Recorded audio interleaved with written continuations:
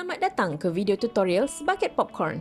Kali ini, mari kita belajar panduan kadar banding untuk melukis figura.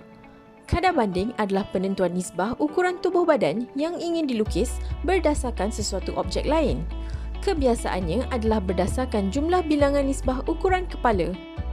Video ini akan menampilkan 3 jenis tubuh manusia, iaitu lelaki dewasa, perempuan dewasa dan kanak-kanak. Lelaki dewasa.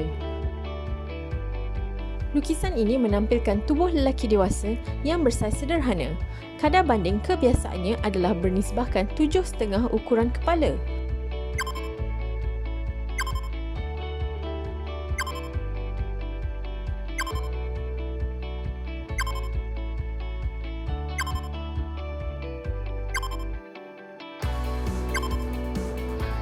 Walau bagaimanapun, terdapat setengah lukisan figura bernisbahkan 8 ukuran kepala supaya nampak lebih ideal seperti watak-watak dalam komik superhero.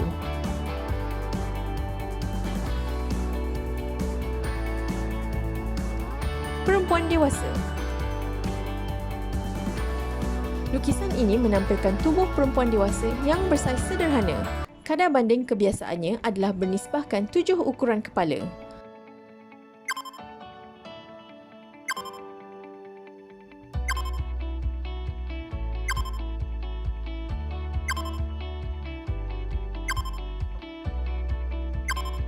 Kadangkala, nisbah 8 ukuran kepala turut digunakan. Ini bertujuan untuk menjadikan watak itu kelihatan tinggi seperti supermodel.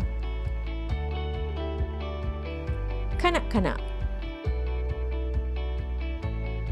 Lukisan ini menampilkan tubuh kanak-kanak lelaki yang bersaiz sederhana.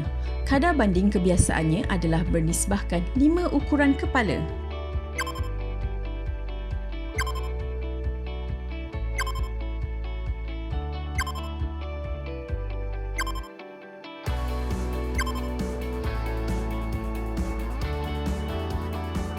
Semoga perkongsian kali ini memberi manfaat untuk anda semua. Teruskan berlatih. Terima kasih kerana menonton Sebaket Popcorn. Jangan lupa like, share, subscribe dan tekan butang loceng untuk notifikasi video yang seterusnya. Oh, jangan lupa tinggalkan komen yang membina. Bye!